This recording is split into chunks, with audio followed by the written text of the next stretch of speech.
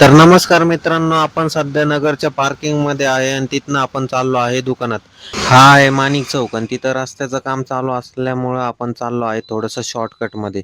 तर इथं आहे सोपानराव वडेवाल्यांचं हॉटेल. तिथनं पुढं गेल्यानंतर हा लागतो माणिक चौकचा रोड. इथनं पुढं आल्यानंतर द्वारका सिंग लस्सीवाला आणि तिथनं पुढं गेल्यानंतर थोडासा टर्न मारलं की आपलं आहे दुकान. तर या लाईटीच्या दुकानाच्या समोर आपली दुकान आहे. तर दुकानात आल्यानंतर एक नवीनच मटेरियल आलं होतं आपल्याकडं.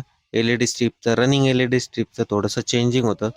तर कसं लावायचं ते समजत नव्हतं. त्याच्यामध्ये सेल होता, तर तो कसा ऑपरेट करायचा ते माहीत नव्हतं. थोडंसं निरीक्षण केल्यानंतर समजलं की ते कसं ऑपरेट होतं. म्हणजे आपल्याकडं जो घेणारा माणूस आहे त्याला सांगता येईल की बाबा असं असं कर, ते चालू होऊन जाईल म्हणून.